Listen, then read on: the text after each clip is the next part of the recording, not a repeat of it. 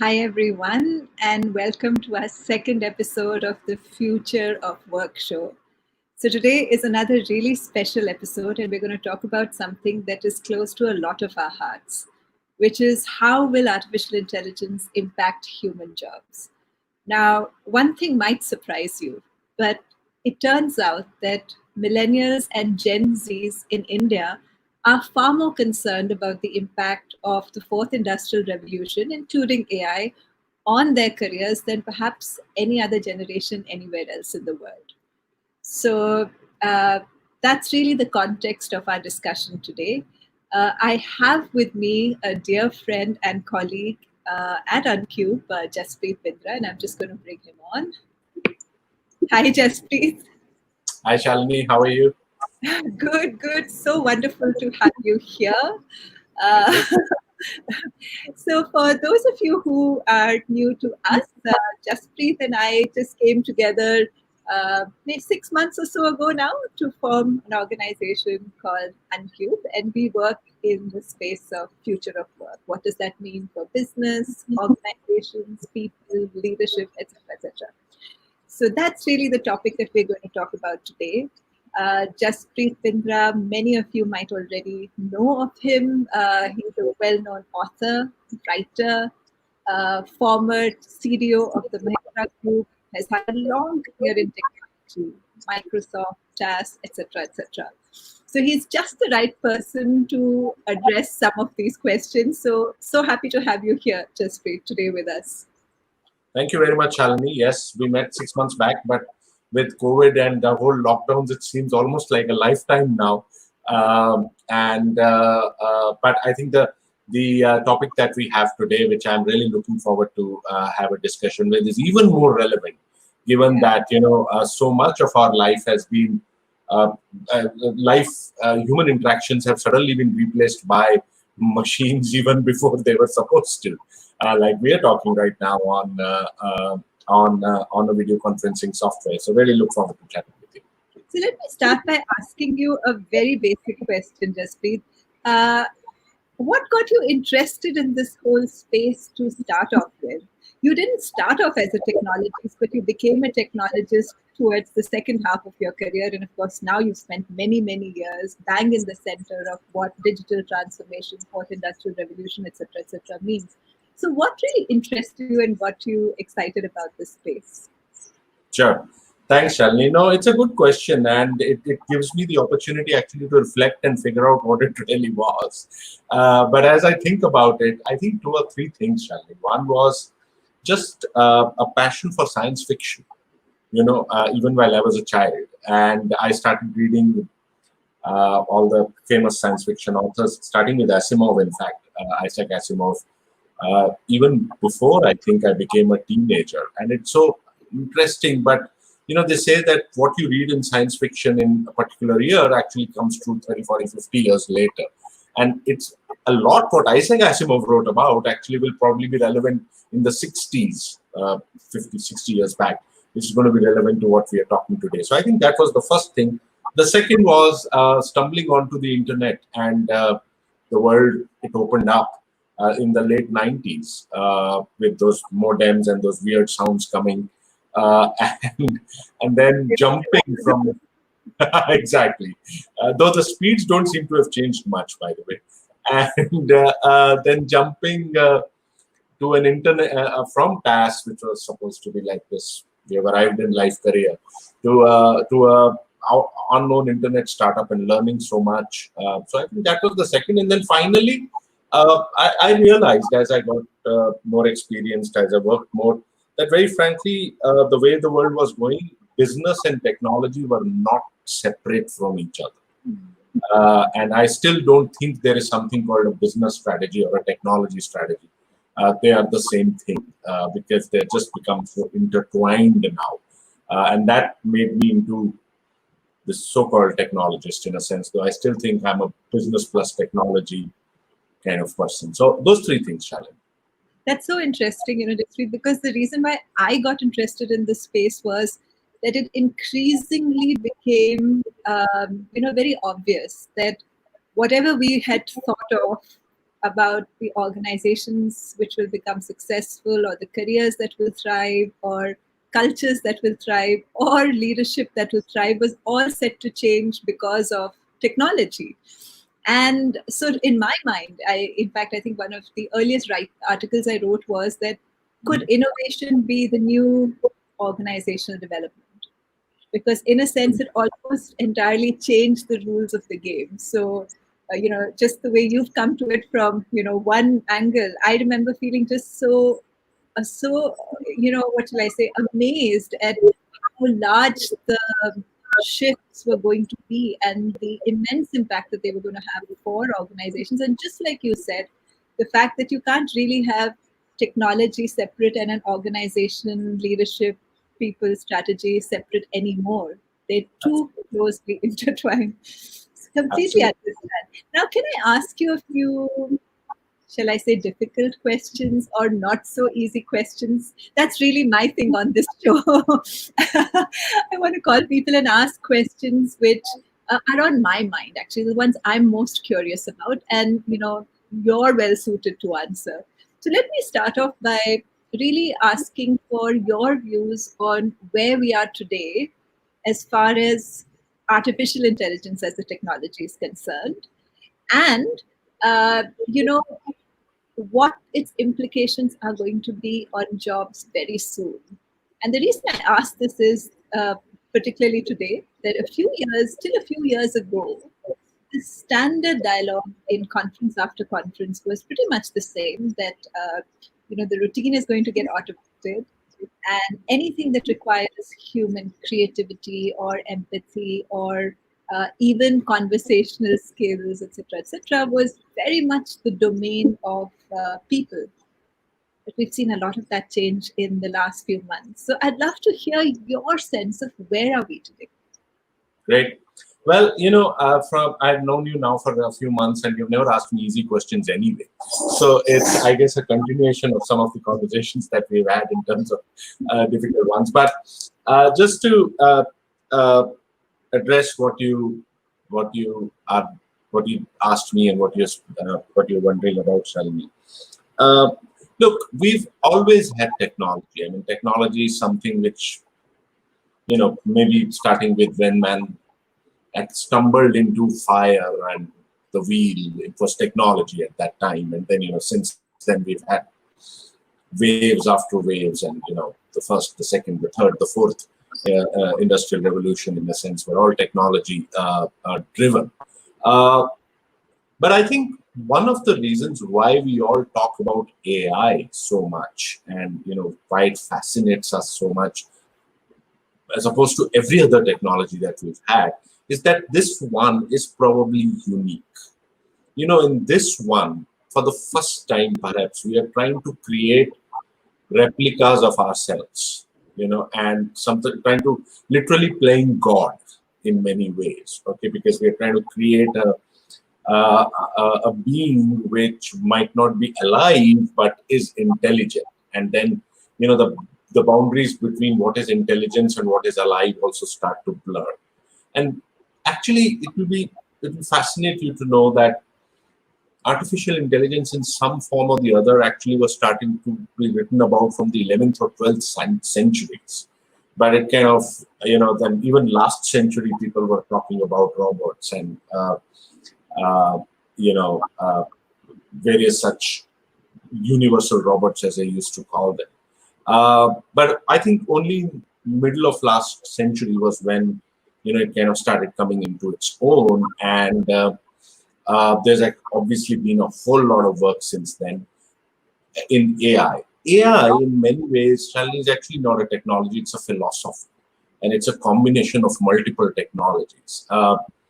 Ones which we are familiar with, machine learning, for example, or natural language processing, or neural networks, or now deep learning. So all these different technologies kind of come together to create this concept of artificial intelligence.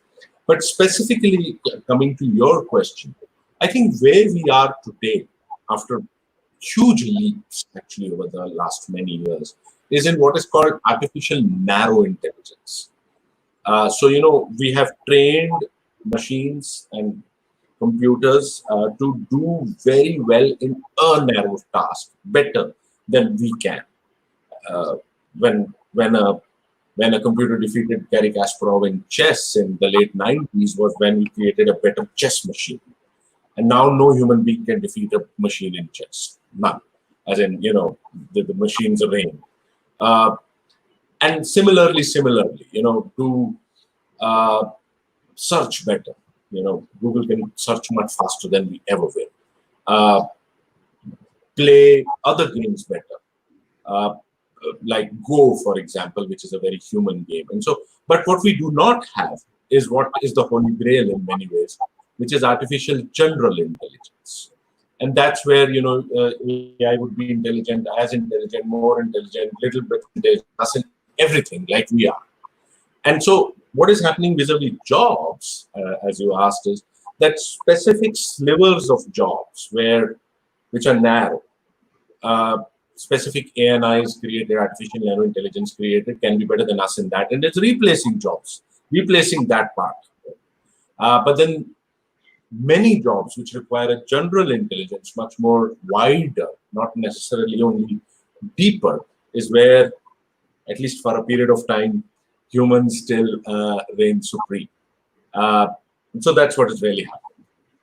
But don't you feel that the line is really blurring? And the reason I ask this is that some things I would have thought are really not as narrow as we would have imagined, like writing. And in your book has a whole chapter written by AI, so it's clearly an example. But besides writing, all of us were pretty much astounded by the Google Assistant's conversational skills and how socially skilled it was, perhaps more socially skilled than I would say maybe most of us.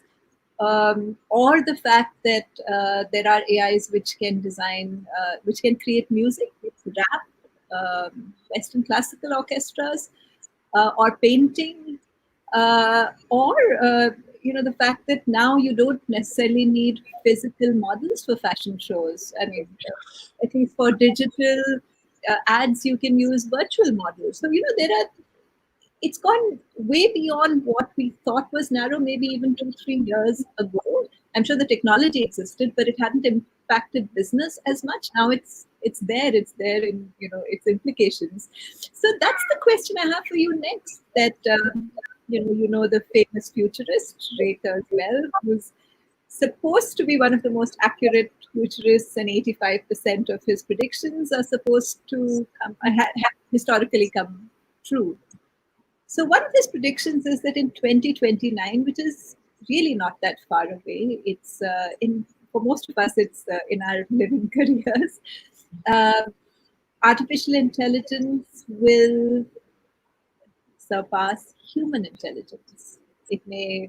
So I want to know, what are your thoughts on that, and what that's going to mean for careers, organizations, and life in general. Okay. That is what I call a very precise, we'll give a precise answer. No, it's, there are many.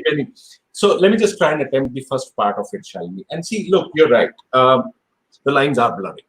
Okay. And there are many times when you really don't know what's at the other end, whether it's a human being or a non-human being. And in fact, that brings us back to the famous Turing test. Alan Turing of the Poisoned Apple fame, of the movie fame. And Alan Turing, basically his whole deal was that if you cannot know who's in the other room and you're talking to that person or that thing, and you don't really know whether it's a thing or a person, it has passed the Turing test. Okay, and still, few times we're still not there yet. Okay, for some time we can be talking with a bot, for example, and we don't really know it's a human being or not. But after a little while, you'll come to know, because the answers will become repetitive, and it's very. So where the lines are blurry, but we haven't yet crossed the line. And when will we cross the line, or how will we know? Now, in some of the things that you mentioned, about writing and painting, etc., music, hip hop. Now, what has happened is that initially AI was supposed to address only the mechanistic kind of repetitive kind of tasks, okay, which would become, which would be taken over by AI much faster, and that's what happened. Very narrow, very repetitive tasks. RPA, famously, robotic process automation, is really one part of that, etc. But then it started going into things which we thought were entirely creative. Okay? Painting, a Rembrandt has been drawn by an AI. The next Rembrandt, it's called, and very few people can figure out whether it's a Rembrandt or not a Rembrandt. Okay, music, as you said, and there are now scores of thousands of music compositions by AI on YouTube, for example. Uh, Playing games like Go, which was a landmark event in AI and deep learning, when the human Go champion, 19-time Go champion, was defeated by AI about 4 years back. And by the way, Lee Sedol, the gentleman, has resigned from Go last year, saying he'll never be able to defeat an AI again. So all of those things. But actually, if you go into all of those, chess, famously with Kasparov, all of these actually have rules. Music has rules, painting has rules, games have rules. And it's what rarely has happened is that the machines have gotten better and better at playing rule-based things. Or, even painting has rules. You can actually dissect a Rembrandt into exactly a rule-based. What does not have rules is writing, for example. Okay, does not have rules. Driving also has rules, and therefore AI cars, much better than others. And that's why actually AI writing something is super difficult. And what I even attempted in the book, you'll immediately know that this is a very inferior intelligence writing this, okay, as compared to a superior intelligence. And then many other things which, emotion-based things that we will do not have rules. And so we are still, very frankly, at a stage where largely rule-based, learning-based, extrapolation of the past-based, that's what machine learning does, deep learning does, is being managed and well by AI and surpassing us. Now, when will we get to a situation where AGI, or artificial general intelligence, actually becomes, as opposed to artificial narrow intelligence, actually happens? And that's what Lee Kurzweil, who has been right more than 80% of the time, has famously predicted. There's some confusion between what he has predicted for 2029 and what he has really predicted for 2045. Many would argue that real AGI, and where the human,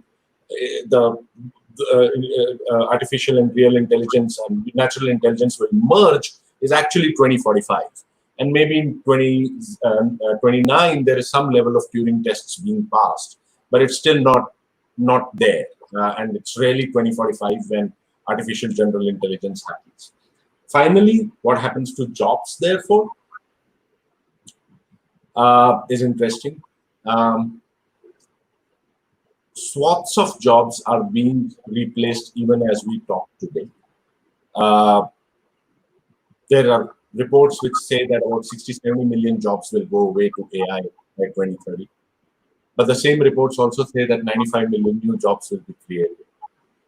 And so it's very interesting to see what jobs will go away and what jobs will get created. The mechanistic, mathematical, computing,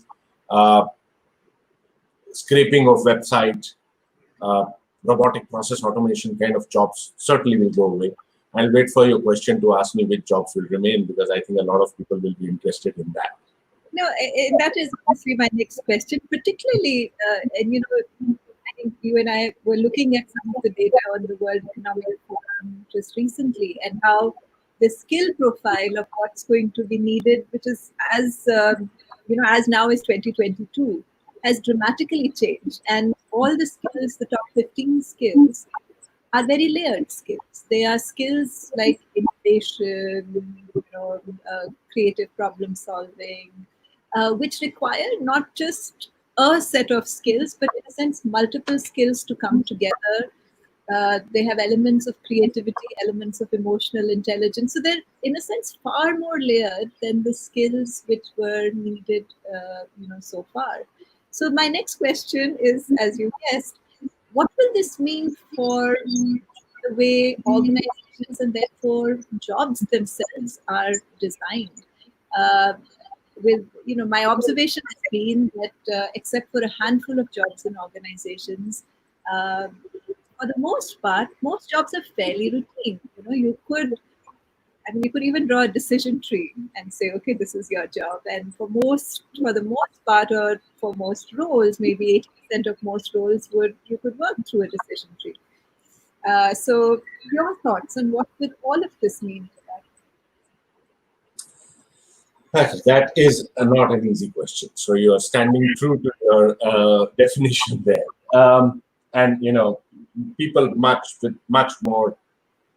uh, much more, who've done much more work than I have and much more intelligence than me, have actually been attempting to answer this question.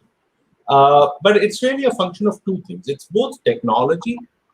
Well, it's three things, Shalini. It's technology, it's economics, and it's also, let's put it this way, our humanness, which kind of all three will need to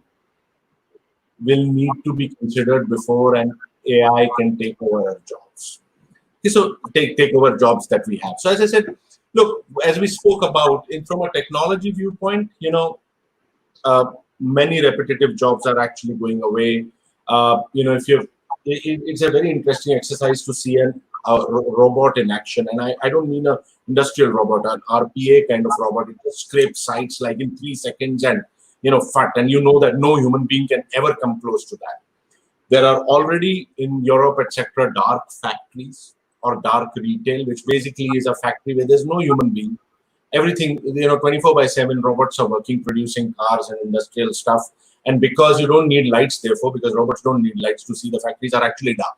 And therefore, they're called dark factories. And maybe there's just one human being who's kind of roaming around, okay, with a torch or something. Okay, so in those mechanistic things, much of this has happened. I mean, many factories, especially in Germany and Japan, have possibly 4, 5, 6, maximum a dozen human beings in a massive, large factory producing thousands of cars or washing machines every.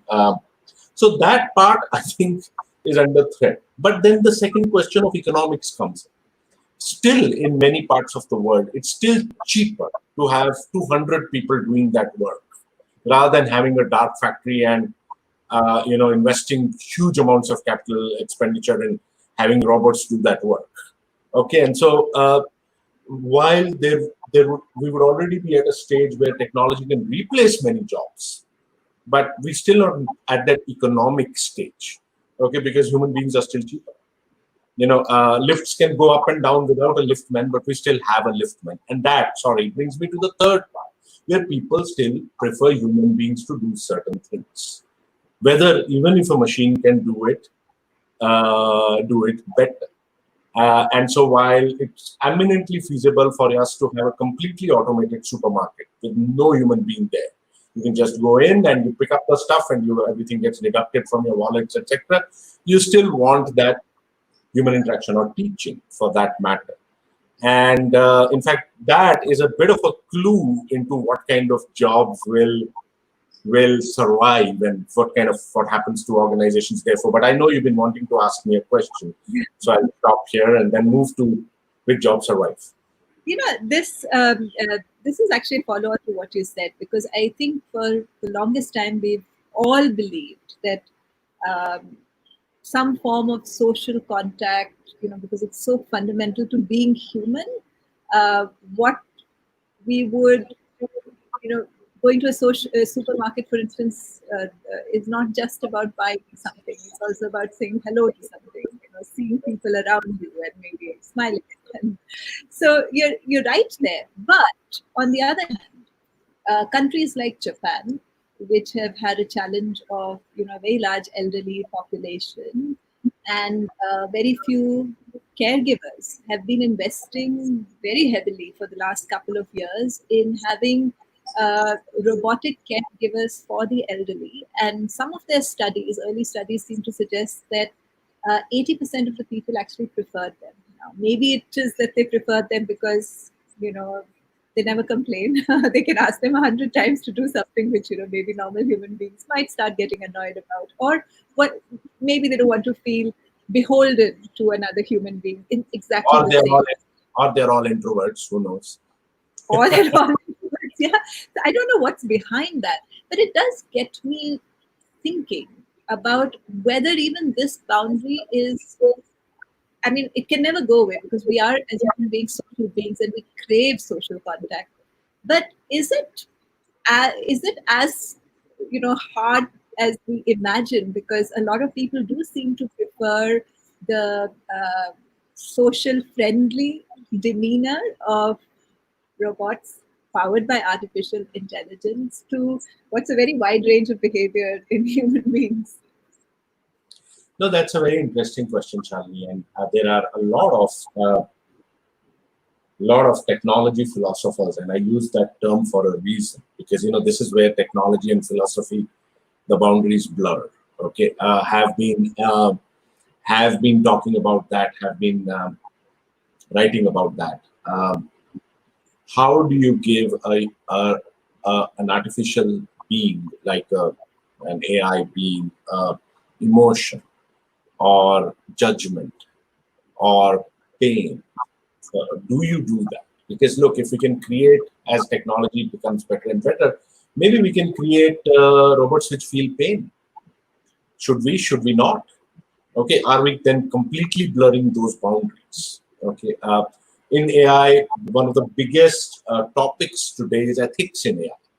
I mean, the whole thing actually, the future of human existence is dependent on this ethics on AI. Besides global warming, is dependent on ethics in AI. Okay, because what we are doing today with how we are building those ethics and or not building them will decide the future of the human race. I referred to Isaac Asimov much earlier in my discussion, and Asimov, gave these three laws in 1960s. And if you just bear with me, he said that a robot may not injure a human being or through inaction allow a human being to come to harm, was his first law. The second was that it must obey the orders given to it by a human being, except where it conflicts with the first law. And the third one said that the robot must protect its own existence as long as such protection does not conflict with the first or the second law. Okay, and so and most robotics and AI has been actually built on those three laws. But if we were to change them, and there are famous problems, there's the famous trolley problem about if an AI driving a trolley, therefore one child and four human beings, who will it choose? It has to kill one of them. Will it kill itself? So, so a lot of that is happening. And there's a lot of those boundaries are blurring. What I would, however, still the most of the technology and the philosophy actually says that there will be some things which will still remain uniquely human. Compassion or love, for example, or feeling pain, for example. Okay, something which will be almost impossible for humans to replicate in building a machine. There's a very famous Chinese scientist, technologist called Kai-Fu Lee, who was with Microsoft and Google and then Baidu, and he's written a lot about will how do we bring compassion or love or such other emotions in, and will those separate really? And in fact, that gives a clue to which jobs will actually remain and which jobs will actually go away. But it's today, the things that we are doing today, which is actually going to decide that. And as I'm sometimes fond of saying that, I keep on looking around for artificial intelligence, but all I see is human stupidity. And so it's this human stupidity which will decide a few of these things. But I'll stop here because I can wander on and on about this particular question. And I know you want to ask me the jobs will be. My final, actually, not so easy question. And this is now, frankly, some of what you've said has triggered these questions. So, see, one of the things that, because we're trying to define what's going to be uniquely human and therefore more likely to stay as a human job versus a technology job. And combine this with the fact that, according to almost all research, what has been predicted as the most sought after skills are far more complex and layered than any time in the past. How do you imagine young people will get these complex and layered skills if the building blocks to those, which were the simpler, more routine skills, will become, harder to develop because those jobs themselves will be automated now. That's I know this is a completely random one, but I don't think if you have any thoughts on that. So, to kind of dissect that, let's figure out what jobs do we think will survive and which will not, based on all these various things, right? And I'll come to the young people thing, who, by the way, I have a lot more confidence in than many young people themselves do. Uh, but uh, but if you kind of go back to what I was saying, if in your mind you picture a x-axis and a y-axis. I'm sorry, you have to bring some of this engineering things in. This is, after all, a technology discussion also. Okay, and if you think of an x-axis and a y-axis, and if you think of the x-axis as being very optimized to least optimized, and therefore, machine-like to creative. Okay, at one thing. And very obviously, a lot of the AI-ish jobs will cluster towards the machine thing and gradually creep towards the creative stuff, as we talked about, painting, music, etc. But then, if you put a second axis on that, okay, and that axis is about love, actually, compassion. And this is, I'm quoting Kai-Fu Lee here, and it's about compassion. And then you have high compassion and low compassion. And then, therefore, you have this famous matrix, which every one of us is very fond of making. And you'll find that the low are entirely entirely machines. Low compassion, low creativity. Everything is going to go to the machines. Okay, and probably rightly so. Because those were mindless jobs anyway. Okay. But then the things start to become interesting in the other axes. And so, high creativity, low compassion will be, AI will keep on getting more creative, but human beings will always be there to guide and to teach. And then the high compassion, low creativity, largely humans helped by AI in a few things. So you will still want your children to take care of you in your old age, or at least meet you in your old age. But AI is to help you with your household chores, etc., which the children are going to probably do. Okay, and but then the fourth quadrant, which is high compassion and high creativity, is going to be continue to be dominated by human beings for the foreseeable future, until global warming kills us all anyway. Okay, so and those are the jobs which and those, they're like literally 10 jobs which Kai-Fu Lee has defined. Psychiatry or therapy or medical care or writing or law, but then interestingly also management, general management, and science, and funnily, what, computer engineering. Okay, and robot making. Someone has to make them better and better. Okay, and put in more stuff. So a lot of these other 10 jobs which is defined are actually going to remain. And I think, coming back to the last, coming to the one of the things that you asked within this, that if the building blocks go away, what happens? What do they kind of build on? I don't think the building blocks go away, Shalini. New building blocks come. I mean, one big building block would be actually coding these things, and they will be therefore deciding what actually gets built. Okay, a lot of, as I said, a lot of jobs which are not only repetitive will still remain, but with a combination of AI, and so those building blocks will remain, and whatever other things human beings do not do well, the things that they do very, very well is to adjust. And that's why we are the predominant species still, until our children, which many writers speculate will actually be AI, okay, come in and become better than us. Until then, we will adjust the fastest and continue building on the things we have, and new things which we will build on. So I don't really have, I'm not worried about, I'm not worried about the children. I'm much more worried about their parents, who are mostly us, who are probably building AI wrong. And so 20, 30 years later, they will see, unfortunately, the bad effects of wrongly built AI. That's what I worry about. Oh, thank you. That was really, really interesting. I love the axis. That was really interesting. Yeah. There are a few. There are, Yeah. yeah, I can see a few too. So Deepak asks, what skill sets should today's kids build or life skills for the post-COVID job market? So much about this. Well, Deepak, I will disappoint you to say that there will be no post-COVID. Okay, it will always be with COVID. COVID is here to stay. It's just that we will have to figure out how to live with it. Okay, and in fact, because even if when we have a vaccine, COVID will still be there. It's just that we'll become more and more resistant to it. Those who are so there's no post-COVID. Having said that, actually that gives a clue to what kind of skills, etc. So I think two things, and it's slightly moving away from the AI topic here, but two things. I think one of the things that COVID has done is build new habits. They say that within 22 to 66 days, depending on culture, person, uh, a person makes new habits, and we have already gone past the 66-day mark.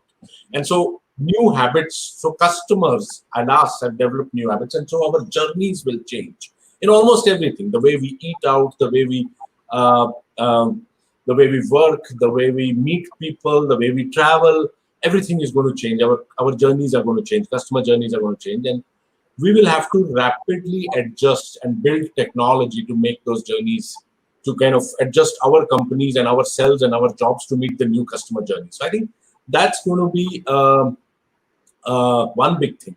And the second thing, which is more specific to your question, is that COVID will also teach us the concept, the value of lifelong learning. Because many things which we took for granted in terms of our jobs or requirement of our skills actually go away because of this massive disruption. Okay, and not needed anymore. And so it's not good enough to just do your engineering and or your MBA or whatever and say that, look, my education done for life. These disruptions will happen. You'll have to learn something new, pivot very fast, and therefore lifelong learning, where you do a 60-year MBA, as Harvard famously is thinking of, for example, where every year or every 18 months you learn a new skill. I think COVID is going to accelerate lifelong learning. Yeah, I think that's a really good answer because uh, you're right. It's been such a leveler. So many Yeah, skills that we had acquired uh, before through our careers, many of them are irrelevant. All of a sudden, and therefore the ability to understand the larger winds of change and what that means for us, and then have a proactive response and develop a new set of skills is in turn the set of skills that all of absolutely. us, irrespective of age, almost need. What's happening in the larger context? What does that mean for us? What should I do differently? And the whole liquid mindset that we sometimes speak about. So there's another interesting question from Swapnalekha. She's asking, does it also mean that value building is something we should concentrate on the most in budding managers or architects who are designing the technology for the future? So, Malika, I wish that all of us would think the same way and be asking this question to ourselves. I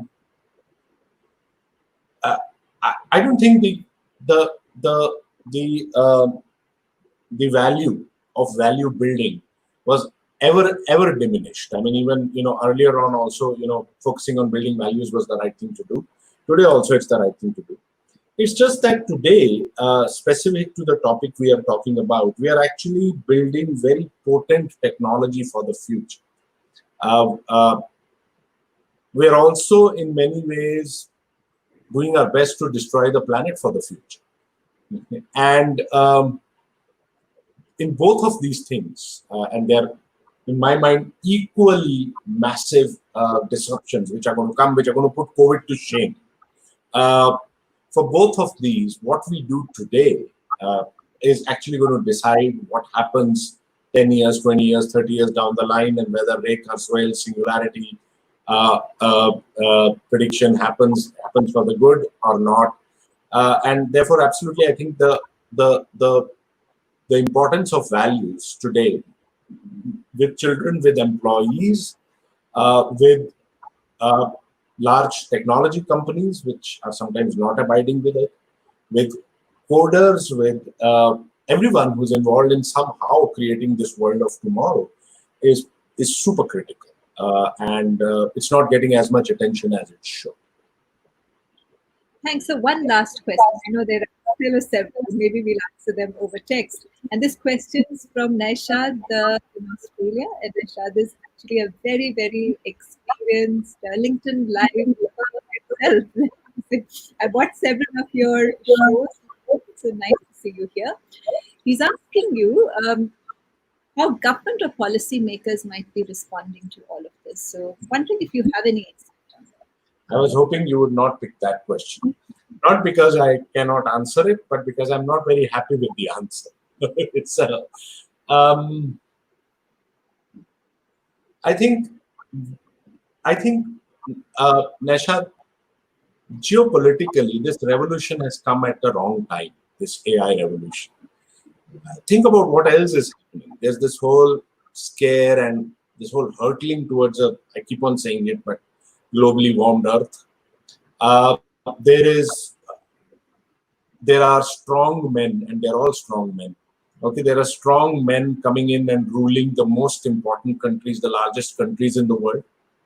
Nationalism is becoming more and more rampant. Globalization, global cooperation is going away. It's not fashionable anymore. Uh, and we are creating the most important and or disruptive and or destructive technology that we would ever do at the same time.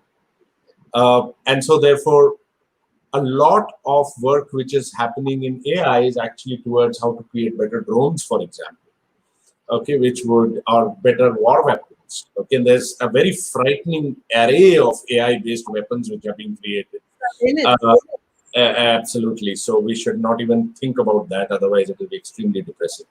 And at a time when actually the world should be coming together, like it did in many AI conferences earlier, and built new rules and solved some of these ethical issues around AI, is when we are actually going apart and creating our own national AI policies. And each country is, frankly, rather than a global AI framework, the way we did for nuclear weapons, for example.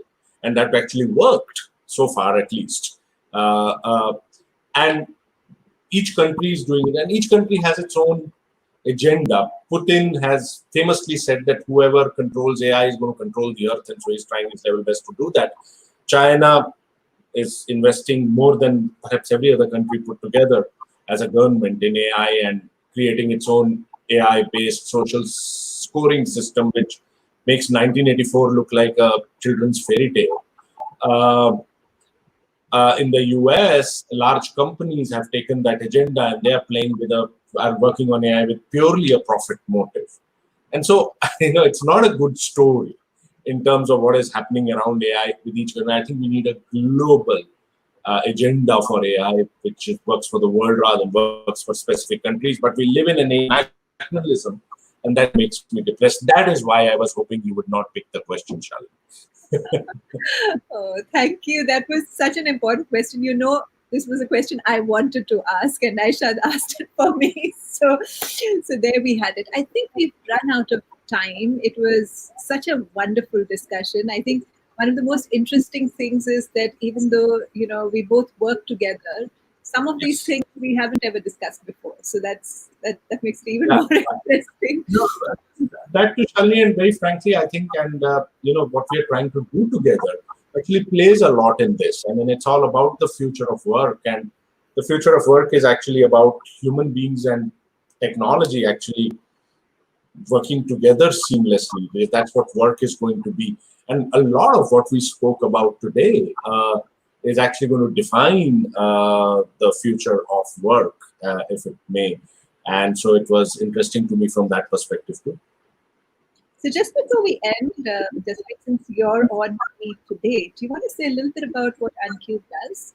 Well, I started saying that, so great, sure, absolutely. I'm always happy to plug our stuff. Okay, so about 6 months back, pre-COVID, Shalini and I came together to create a company called OnCue, which actually stands for the fact that you move away from cubicles, both in your mind and physically.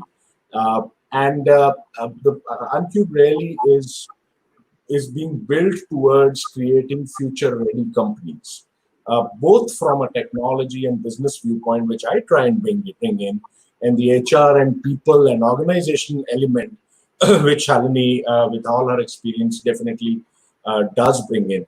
As I was doing what I was doing before this, I felt this need for the fact that just technology or business cannot define the future and the future of work. The most important part is the people element, and I'm sure you also felt the same way in reverse. And so what we're trying to do actually is to create a thought leadership platform for future of work, which will help companies make themselves future ready with all these impending human as well as technology disruptions which are going to happen.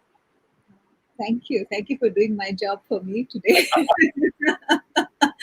So, with that, we come to the end of this discussion. I will respond to all comments right after. And of course, there'll be a recording on my LinkedIn profile. There'll also be a recording available on YouTube, which I will share right after.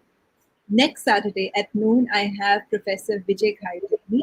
We're going to be talking about the psychology of design thinking. So, design thinking, we all know as a tool and technique, but of course, some of people listening to us and maybe some others also understand that there are very deep psychological, mind shifts almost underpinning design thinking. So, what does that mean, and what might that mean for the way we live and lead organizations? So, those are going to be some of the topics of discussion next Saturday at noon.